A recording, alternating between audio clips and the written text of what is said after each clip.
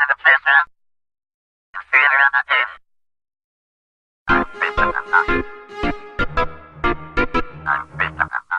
everyone, welcome to Force Conversations, the show where two scruffy-looking nerf herders like to get together and talk about all things Star Wars. My name's Jay. And I'm a Death Trooper! Welcome to the show. How you doing, Death Trooper? I'm alright! Why do you sound like you're constipated? I've got a funny voice thing. You can't understand me. Alright, it's not really a Death Trooper, it's me, Colin. Yay! So look, Jay, before we get cracking, I've got to warn the listeners and the viewers. Oh yeah. My dogs are crazy today and they're making lots of noise. And my wife's out. I've only just got home from work, so I can't lock them away because that wouldn't be fair. So expect barking in this recording. Apologies now. But they were actually just barking just before we started and they've stopped, so maybe they'll be good. Do you think they will be good? Yeah, of course they will. Look at that face. Yeah. And we're not talking about my face podcast, listeners. Might bite you, but you know, that just adds to the entertainment. Yeah. Before we get into news, we should say a happy birthday for earlier this week. King Jaffe Jaffa. James Earl Jones. Where's that king? Mufasa. Mufasa. Yeah. Simba. So, James Earl Jones turned 86, I think it was, 2 days ago. He's getting old, isn't he? Oh yeah, he has been around a while. This is CNN. This is CNN. Oh, yeah. See, you're good at your voices. I'm rubbish. If I had a echoey voice, I am your father. Oh, it's impossible. Okay, look. So happy birthday, James Earl Jones. Happy birthday. The voice of Vader, so we should say happy birthday to him because he's awesome. We salute you. We do. We salute Lord Vader. So anyway, other than that, right, you had anything exciting going on this week? Oh, no, not really. Lots of work, which is never fun. No. I've been trying to tell people. My job involves talking to a lot of different people around the country. And every time I meet someone new, I try and tell them about. First question is, do you like Star Wars? And you'll get like the odd, yeah. You either get someone who says, yeah, but then you never, they're not super cool like us. Or they really do. And then the really do people, I have to then tell them, show them the podcast and that. Sometimes it's not appropriate because these are work people that I'm trying to screw it. Convince I know what I'm doing. But, yeah. So if there is anyone that I've talked to and you've decided to check it out, hello. Welcome.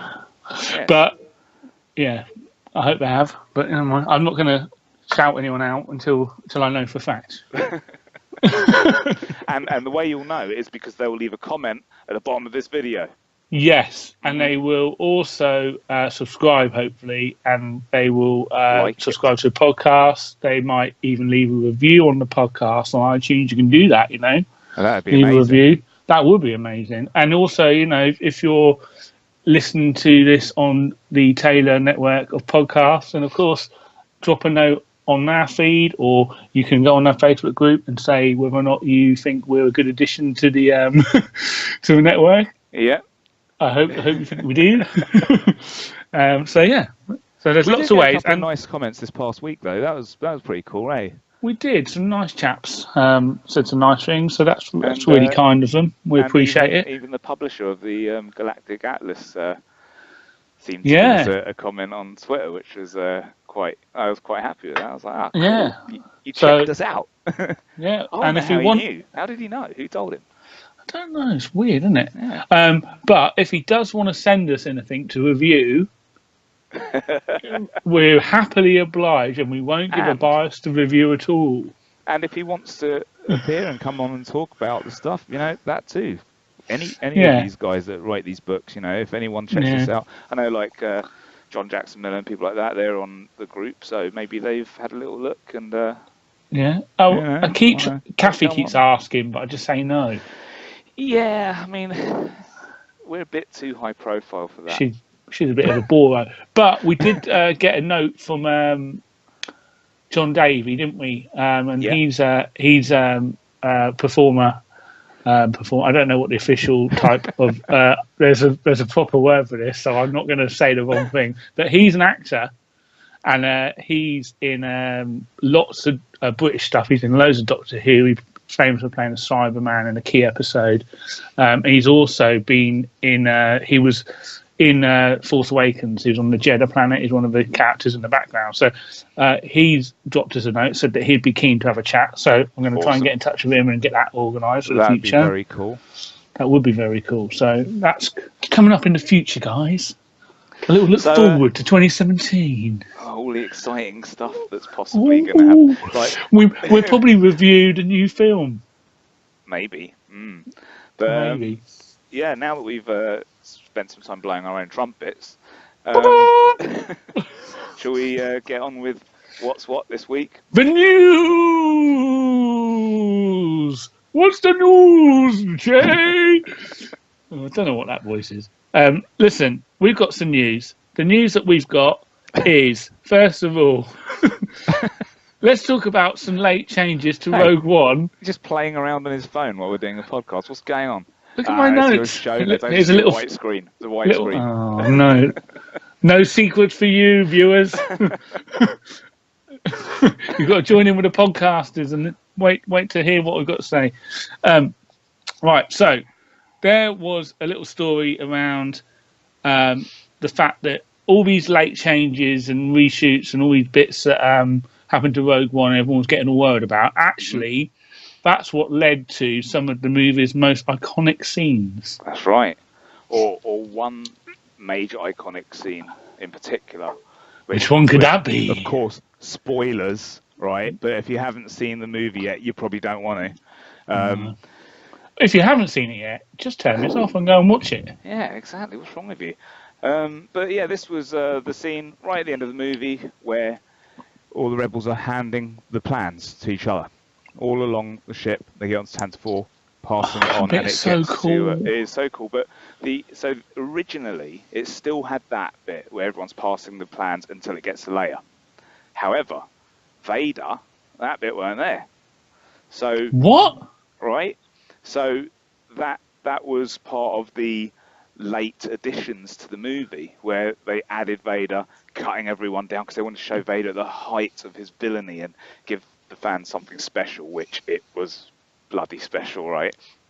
So yeah, that was something that hadn't been in there beforehand. That came from that was the editor John Gilroy. He was talking to Yahoo about that. This was a whole interview, and the three news articles we've got today.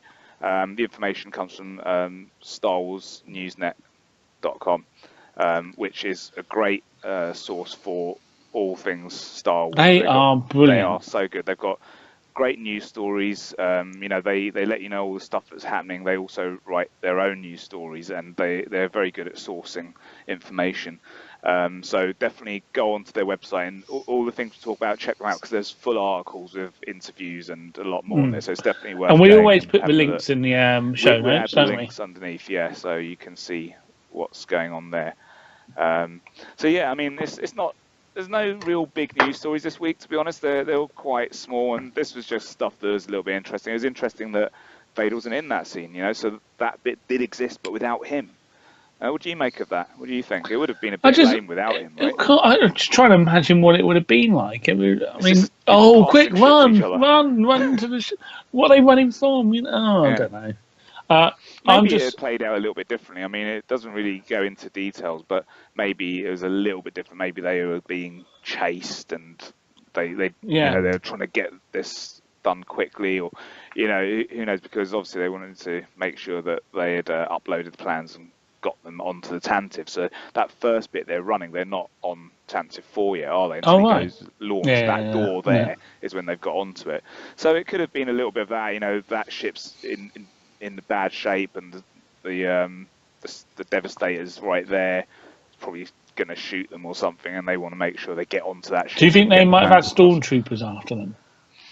Maybe. I mean, because of reshoots, we don't know what was that. I mean, I'm sure that when the Blu-ray comes out, there'll be some stuff on there, and Disney are pretty good at giving you those little bits as time goes. We were going to do this, and so maybe we'll get to see. But yeah, so it probably played out a lot different. But then they thought, what we need? Vader. Who doesn't want Vader in that scene? And I want more Vader. I could have watched that scene for like another 20, 30. I suspect you'll be watching that on repeat a lot. Yeah. I tell you, the only thing that I'm slightly not bothers me, but niggles is there's a lot of people talking about all the reshoots and what it could have been and what it was going to be and what it is, what ended up being. I think really we just need to focus on the fact that the film is bloody brilliant. Yeah. It doesn't matter that wasn't the original. Well, what they gave us on the day that it came out. Reshoots. It's not like it came out and then they reshot it. Yeah. The day it came out, so the film it was supposed to be is the film they released. Yeah. As far as I'm concerned, and it's a bloody good film. And yes, there are some scenes that I'd love to see that they potentially had, and I'm of course. Just more for the visuals because I think the seeing Jin and Cassian potentially running through the Scarif and seeing where they've got the plans and with and that bit that was shot in Canary Wharf, which we didn't actually see in the film in the end. No, we did see Canary Wharf. Yeah, but you didn't see the bit when they're running with the K2SO. No, that's right. Yeah. And so all that sort of bit, I'd love to have seen that just because it would have looked cool. But like I say, I'm glad there'll be deleted scenes that you'll get to see because they're. Obviously they're in trailers, so they're completed. It's not like the effects aren't done or anything like that. But all films have reshoots, right? And it's part of the development process. And it's like anything. You're putting this together, and maybe this doesn't work so well. Part that doesn't process. work, so you change it. You take bits out, and reshoots are there because when you're editing it, you might find bits that we need this. Okay, let's go reshoot, or let's redo that scene because it doesn't work so well in the greater context of the movie. So. That's why it happens. There's the Death Trooper again. I've got 2 Death Troopers right here. Ooh, I've only got one. I have got a glowing Vader. You have got a glowing Vader. That's pretty damn cool. I only turn him on for you. He gets turned on when I'm on screen. Yeah, that's it. Oh, I also got this. Google Cardboard. Is it any good? It's all right, yeah. It's pretty good. Oh, cool. Well, anyway, so enough of that. Next story, Jay, is episode 8 filmed in Bolivia and the possible return of a familiar ship.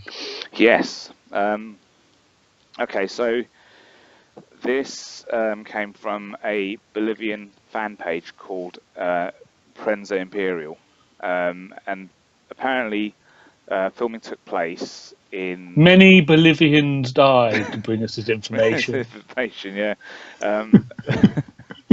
Apparently the filming took place in June of 2016 for 2 days. And it was in a place called Salar de Uyuni, which is, they're like salt plains, right? So they said they used some nice lighting to give it a really good effect and everything. No major cast were there, but stormtroopers were seen running around and doing stuff. And then there's a picture which is on stolesnewsnet.com, but I'm going to put it in probably now while we're talking.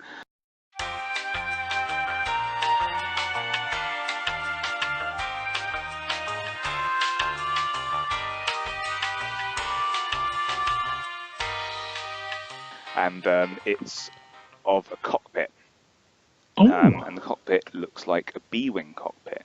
Right? I love B-wings. I know B-wings are cool, right? So maybe there's a modern resistance version of the B-wing, or maybe it's been modified or something. That would it's be only cool. a cockpit, but you can see, like, in the picture, you'll see there's sort of the scaffolding around the cockpit, like to hold it up and everything. And the way that it's set up, it looks like it would be a B-wing, and it is the cockpit looks very much like a B-wing cockpit.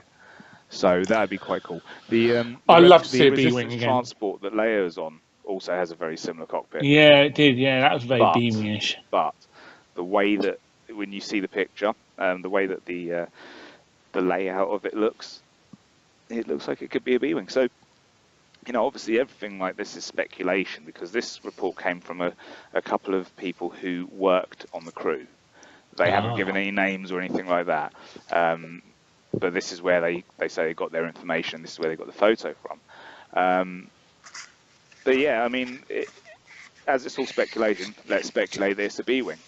Yeah. So, you know, what do you reckon, dude? What do you think about having B-wings in Episode 8? Yeah, I would love it. I mean, there's no reason why. I mean, we've seen the X-wing, so there's no reason why other familiar ships can be in there. A-wings. I've seen an A-wing. As someone you've read all of the books now, haven't you? That have come out of the canon, or pretty much. The only two I haven't read yet that are on my phone to listen to are Lost Stars and the Battlefront Twilight one. So, but they're not really core canon ones. Well, they are canon, but they're not. Yeah, but they're not. It's not about the main characters, is it? I don't think. It takes you from the age of the Empire right through to the First Order. Does it? Yeah. Oh, okay. I look forward to reading that then. Yeah. So, is there anything in the books or in the comics or anything that would suggest that after the rebellion, you know, like the ships, they just transition over to the Resistance, right? They're not all like wiped out or anything that you've seen so far. No, I mean, obviously, we what I've not read yet. So that what they've all of the B-wings got taken out. What they talk about in the Aftermath books is that Mon Mothma's approach is she wants to demilitarize as much as possible, and so basically they get rid of near enough their planet. I mean, they haven't at the moment because obviously they've still got to have the Battle of Jakku, but they will after that potentially have them all destroyed, or they're not going to. They're going to basically get rid. I think she was saying something about 80%. She wants to get rid of the military, right? And she wants a new republic to be all about peace and stuff like that. Yeah. Mm-hmm. Which again is all setting up why Leia needs to create the Resistance in the background. Yeah. To have some kind of so it's to do with having the support of all the ships though. What's supposed to have happened to them? Have they said? Well, no, but I'm guessing most of them, if you look at the Battle of Jakku, get wiped out. Or I don't know why I do that. We can go back to Jakku. Jakku. That bit, right? Yeah, that's my not very good impression of Finn. Maybe I should just stop trying to do impression.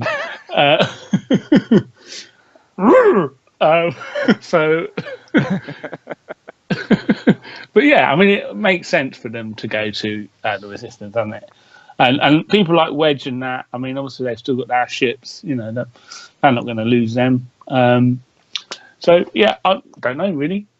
I mean, it is up in the air. It would be cool though to have B-wings because they are damn cool ships. It will be. There is something I'm going to talk about in the comics, which talks about some ships. I'll tell you about that in a bit. Okay, cool. That's coming up.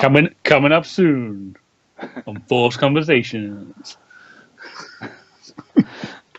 Right, so let's go on to the next one. Come on, let's get this news done. This is the last one. And oh yeah, I missed this one. This is non-news. Non-news. So, what do you think happened to the Hammerhead crew in Rogue One, Jay? Well, it seems that they escaped. So I haven't read this little news story, Jay, but it didn't look like to me they could probably escape from that. So John Knoll from ILM, he says that the Hammerhead crew did escape. So when you saw the Hammerheads at the end of Rogue One, Star Destroyers are crashing down through the shield gate, and they said it's probably hard to tell this because it's very subtle, but lifeboats are all gone from the Hammerhead. So little escape craft. He says that they put it in that any escape craft that may have been on the ship, they're not there. Do the Hammerhead escape? Do the escape pods look like little hammers? Who knows? Because it's very subtle, and this is what he said. It's a very subtle thing, and it's probably hard to tell. But they escaped. Look, I'm just glad to know that happened. I feel much better now. No, because everyone else died. Yeah, so, and it's spoiler. Like, okay. They probably had time because they were pushing the ships down, and it took quite a while. Yeah, and they planned to do it, so they could have had minimum crew anyway. Yeah. but once the ship started going down, why did they not just stop their engines and just like fly? Reverse. All right. Anyway, there's some non-news. There's this week's non-news. So that's it. That's the news for this week. All right. Well, that was a load of rubbish, but we still managed to talk. Particularly interesting that came out this week, and so I really scraped the barrel for it, and this is what we got. So well, wait till you hear what theories we've got. Oh, the theory. No, I quite like the theory, to be honest. Okay. I haven't watched the video for the theory yet, but I've thought about this for a while anyway. So yeah. Anyway, right. So that's our news. That's the news. All right. Now we're gonna do some reviews. Reviews. What we've been reading, what we've been watching. You're in a very. I'll tell you what it is. I'm a little bit overtired. Okay. So I'm a little bit tired and emotional, guys. So let's see what happens next. So we're going to start with Rebels Warhead. Yes, Warhead. Warhead. Yeah. So that was an episode. The rough plot was, I'm trying to remember because it seems like a long time ago. So Imperial Infiltrator droid. Oh yeah, Imperial Infiltrator droid. So basically, most of the gang have to go off on a mission, and they leave Seb and that not good robot, funny robot, and Chopper. Zeb, Chopper, and AP5. Yeah, are left on wherever they are. In charge. Pardon? Zeb left in charge. Yeah, left in charge on this sort of base, and they've got to do inventory. Fun times. And then a robot, and then basically like the Empire. Is it the Empire? Yeah, it's the Empire. They shoot a load of Imperial. Yeah, they're the bad guys. Yeah, I'm so confused with what bloody time zone we're in. Every bloody comic of something I read is in a different bloody time zone. Does me head in. Anyway. So that bit started kind of similar to Empire Strikes Back, which I thought was quite cool. Even the music that they used was very similar. That was cool. That was cool. And the sound effects they used for the pods shooting out of the Star Destroyer, that was quite cool. That was very cool. So, and then they shoot out these Imperial droids to go and search. So basically, Thrawn is looking for the Rebel bases, basically. And so he's sending out these droids all over the place to feed back. And this one droid lands on the planet they're on, and the droid looks like the original Ralph McQuarrie design of C-3PO. That's right. It's the Ralph McQuarrie concept for 3PO, which is pretty damn cool that now that is in the canon as a type of character. I really like that. They just repainted it. It's different colour. Yeah. And I thought that design's cool. The only thing is, I saw this interview with Anthony Daniels once, and he was talking about it, and he was saying about how he wasn't going to do Star Wars. He read the script and it's a load of rubbish, and it was stupid being a robot. And then he saw the Ralph McQuarrie drawing, and he looked into the eyes of the drawing, and he felt the soul of the character, and he knew straight away he had to be this character, and he connected with it, and all this really arty-farty bollocks. So be that ever since he's the kind of guy that might be willing to come on and talk to us. So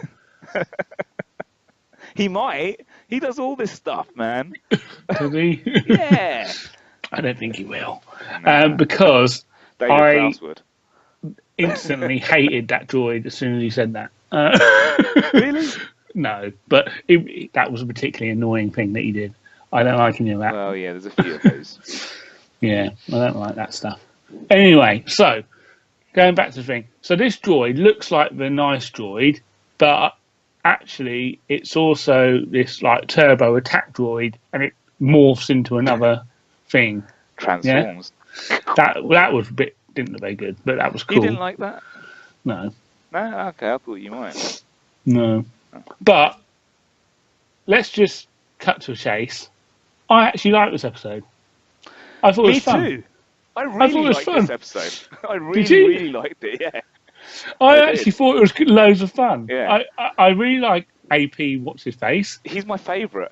I was so happy that we got lots of him. Yeah, me too. He is just sarcastic and he just rips the crap out of and actually, Zeb. Like, he's brilliant. Yeah, and he actually made Chopper more fun, because Chopper on his own can be annoying, but between them, they good dance between them. That's a good point, actually, because I generally don't like Chopper, but in this episode I did. Yeah, so did I. I like the two of them together. They work. Yeah. So it was a good, fun episode. It wasn't, again, the annoying bit. I'm still a little bit annoyed because obviously I'm so hyped up from that mid-season trailer. Well, let's get to those stories. Nah, that's coming later, mate. They've got all those episodes to go. They want to save that stuff towards the end. I mean, potentially it was a filler episode. Yeah, but it was a fun one. Yeah, it was fun. I really enjoyed it. It was fun. They had a laugh with Zeb.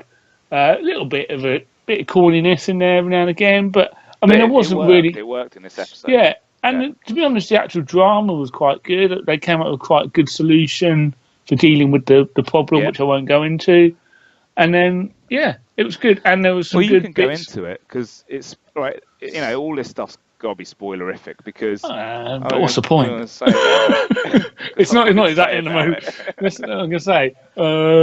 There's a robot and it was going to blow up. There you go. Yeah, but it kind of ties into... But they got rid of it in a good way. To Fulcrum, doesn't it, as well? Yeah, and Fulcrum got involved. Oh, lamb chops. Yeah. And Fawn. And again, that is going to start annoying, I think. Fulcrum and Fawn's relationship, and does he know? Doesn't he know? Isn't it? They're going to keep it going for a while. But Fawn knows. He probably does. That's my bet. Fawn knows. Yeah, he probably knows. Mm-hmm. And you know, when this episode started, so they're on that planet that has those creepy, nasty spider things, and I hate spiders, right? So when it started and they were there, I was like, oh god, because they're disgusting, right? I hate them. And then when they got found with the 3PO infiltrator droid, right, and they were dead, I was happy. And I was like, okay, this episode might not be so bad. And it was like, I quite like this droid. He took them out. Good. And I did kind of like when he turned into the battle version of the infiltrator.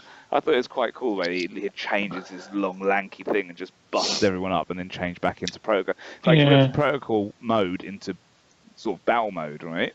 I kind of liked that. As you say, I thought that the humour was good in this episode. The story was fun. You know, it was fun. It was good to see more of Zeb, because we don't really get to see much of him. You know, he's kind of always he's probably the best character, one of the best. I like Hera best. I like Hera, and I'd like to see a bit more of her. I think she's a cool character. I bet you would. With her Popeye arms. But, you know, because with her, you don't really get very much. She'll normally fly the ship a bit and say to them, oh, guys, you need to go here. And then it will be about Ezra and Kanan. She's the boss. Yeah, but you don't really see her do much. And I'd like to see her do a bit more. Because, I mean, even if you go to A New Dawn, you sort of got a bit more of her in that. And, you know, with her dad being Cham and all that kind of stuff, I want to see more of this character. I want to see them do more with her. But that being said, back to this episode, it was good to see more of Zeb. Well, he has good interaction with Chopper and with AP5, because I like the whole, you know, I hate you, and I hope we're not going to start getting on kind of thing. Do your impression of him again? Of who? AP5. I don't have an impression of AP5. You do. No, it's just very droll. That's it's just it. Like that, Yeah, but it's good. not really an impression. I can't even remember what his voice goes like. Sounds like him. I think, now, I might be confused, because it might be something else, but I'm sure my wife made the comment saying, is he voiced by Alan Rickman? I said, no, Alan Rickman's dead. But, but he does sound like But yeah, he's got that Rickmanish to him, hasn't he? Snape. It was good seeing, you know, Fulcrum giving the rebels the info and that side of things a little bit. Yeah. And of course, by the end of it, Thrawn has narrowed his search to like 94 planets or something. When he said, I've narrowed my search, I thought he was going to go, they've got to be, they're in this area and there's going to be like the system. 3 planets or something. Yeah. No, 94 planets. Like, oh, okay, so we've got a whole season of them trekking it across like the whole galaxy until eventually they have a run in. Well, So I hope that's he's what they not gave using us your there. Galactic Atlas to find it, because half the planets are missing. Until the update. Until the update, yeah. So yeah, I enjoyed it. I thought it was a good episode. It was fun. It was a filler, but it was a good filler. If they're going to do fillers, that's how they should do them. And you know what? The 2 episodes before that were proper story ones. They were, and yeah. This was better than both of those. It was, absolutely. So good return to form. Yeah. Nice, different episode. Yep. Well done. I give it 4 out of 5. Yeah, I'll give it about a 3 3/4. Maybe we should do it out of 10. We should do it out of 10 because you can get a better sort of scope there. I would give it a 7.5 out of 10. Okay, I'll give it a 7.69 out of 10. Because I wanted to get 69 in there somewhere. Right, so next I'm going to have a rant.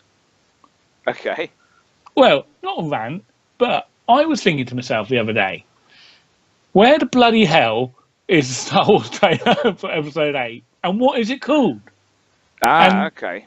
And so I thought to myself, look, I'm 100% certain that we knew exactly what the film was called, and we knew we'd seen trailers by this time. Ryan Johnson knows what it's called. Yeah, I bet he does, bugger. So again, I've seen a couple. I've listened to a couple of other podcasts, and they talked about, oh no, we're not going to hear anything to the Super Bowl. We didn't last time. I don't think we are. But I look back on it.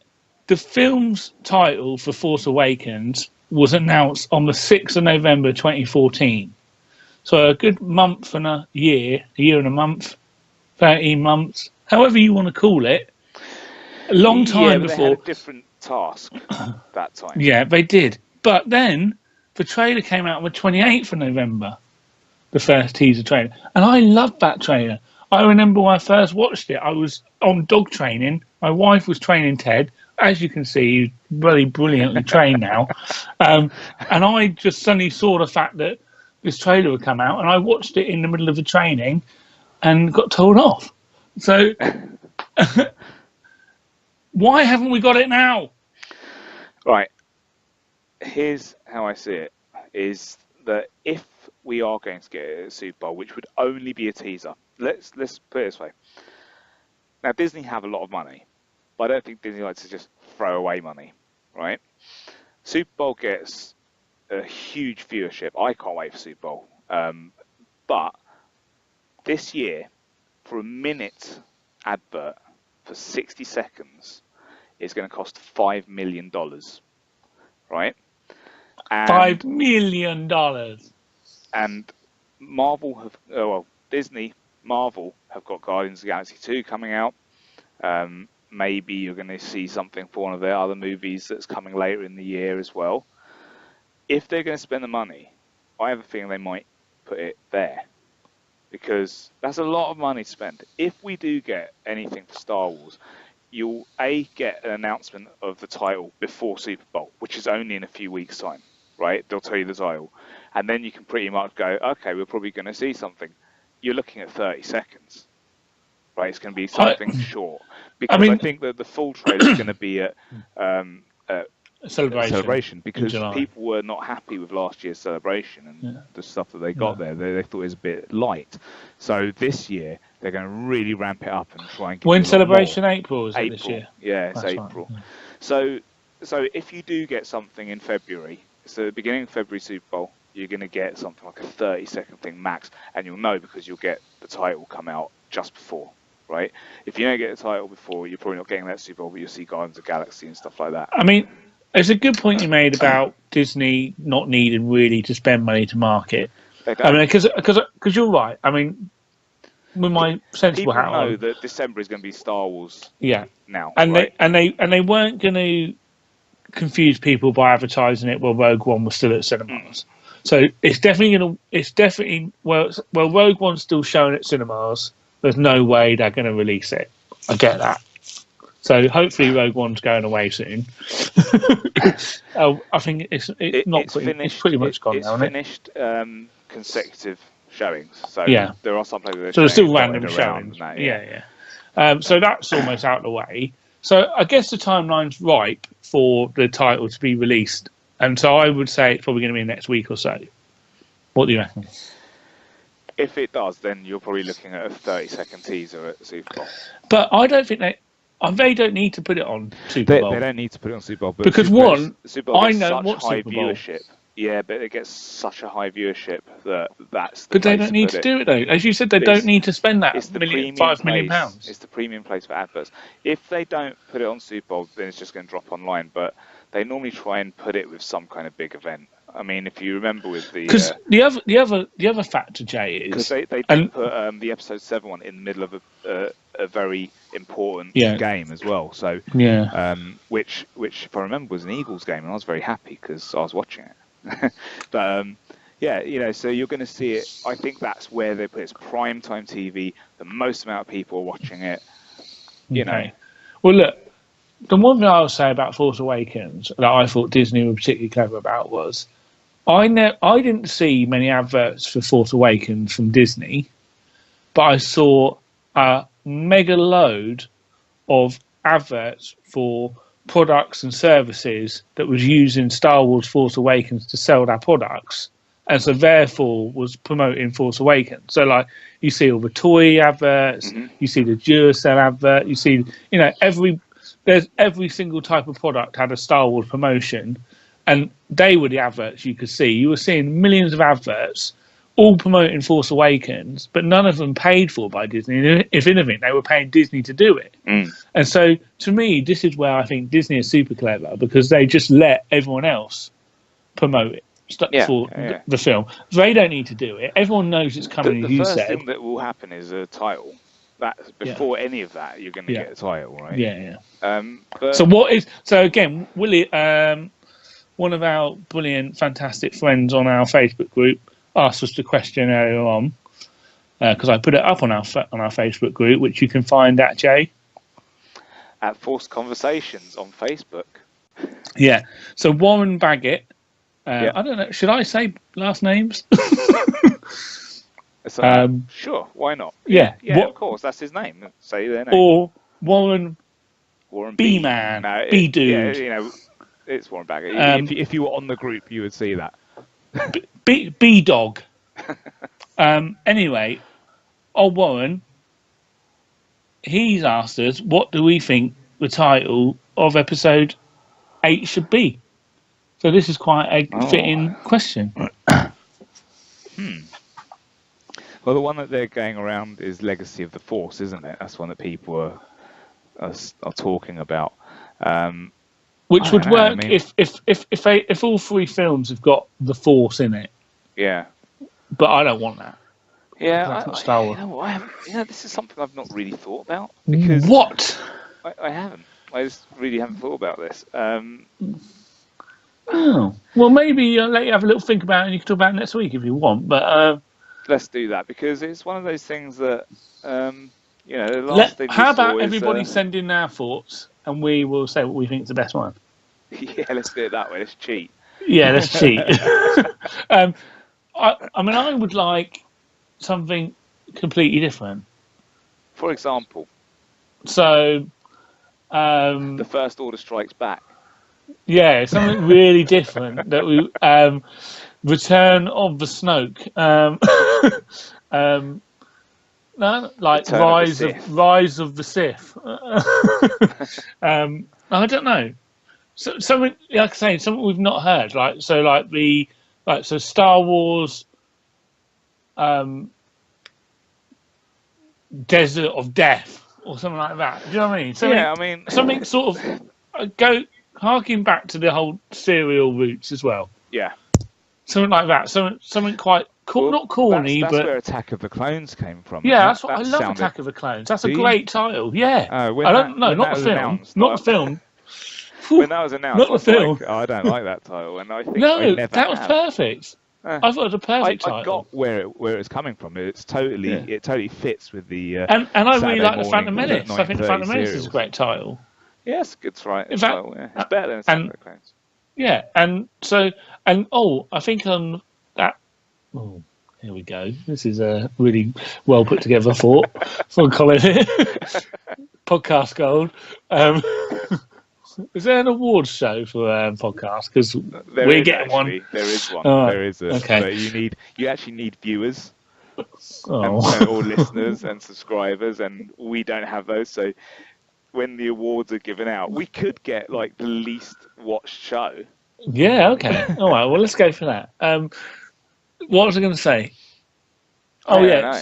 So you put a link on Facebook the other day or today for some posters for the prequels. Yes, yeah, they cool. were beautiful, and maybe you should flash them up on here in a minute, Jay, with your magic editing skills, because they were wicked. I'll do them with the elevator music because it's a little bit easier for me. Okay, do some elevator music. Do do do do do do do do.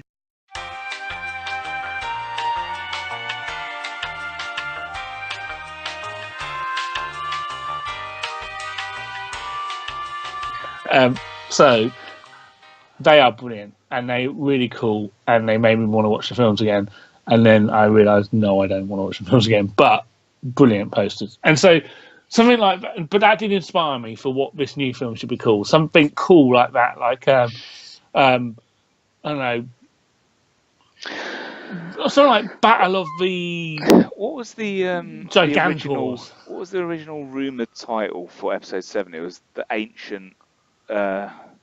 What's it called now? Do you remember this? It was the Ancient something. No. I'll find it. With the magic of the internet. What I don't want it to be called is the Magic Dodo, Fear, or whatever those bird things are called. Sea monsters. It was of the deep. Called, the rumour title was Episode 7: The Ancient Fear. That was the original rumour title. Oh, I quite like that. And there's another one that says The Ancient Order, but I don't think that was a rumoured one. But yeah, so it could be something like that. I quite would like something like Rise, not Rise of a Sith, but Rise of something. Because what we want, what I want from this film is a parallel of Kylo Ren becoming what he's destined to become, and Rey becoming what she. So something like Destiny. Of something. So what do you think of Legacy of the Force? Yeah, that kind of fits with that. No, because Legacy of the Force has too many links to the old legend stories. Okay, so there's a whole run of books. Destiny of the Force. Yeah, Destiny. Not of the Force though, like Destiny of the Galaxy or something. I don't know, something that I don't know. I ain't paid to do this. Kathy, if you want my ideas, send me some dosh. I think they know already, dude. Do they? Do they? Not when they hear my fried gold. Jay, you can email us at forceconvo@gmail.com. That's it. Correct, Jay. Correct. What else can we do? We talked about SoundCloud. So yeah. Well, now we're getting into the that is a bit of a related episode. Yes, you can find us at the place we just mentioned, which are Force Conversations on Facebook. Tweet us at Force Convo on Twitter using hashtag. You can Force Convo.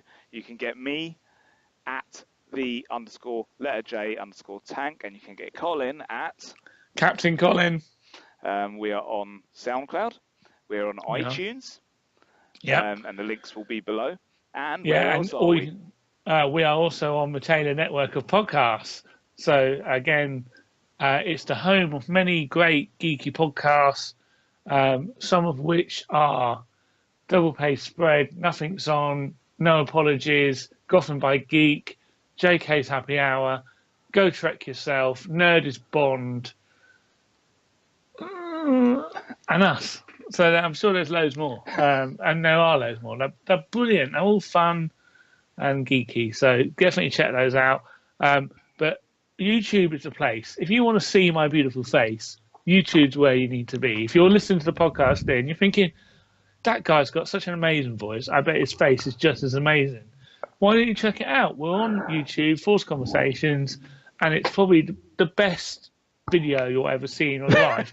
You will not believe the production. The sets are amazing, aren't they, Jay? Oh, they're wonderful. So your mind's eye does not do this justice. Go and have a look at the video. And if you do, please like it, hit that thumbs up button, please like subscribe, and of course leave us comments. Yeah, and because I want YouTube money. If you press the little bell there, you'll get a nice little notification to tell you whenever we upload something new. Yeah. Right, so that'll do it for us for this week. That will. And until next week, may the force be with you. Punch it, Chewie.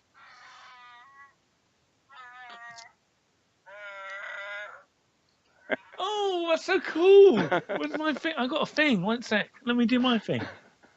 Oh, my thing. All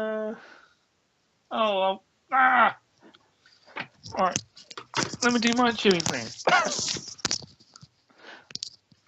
This is a great book, by the way. How to Speak Wookiee by Wookiee Smith and illustrations by Jake, and you can find him on Instagram, Jake Detonator. He's a really cool guy.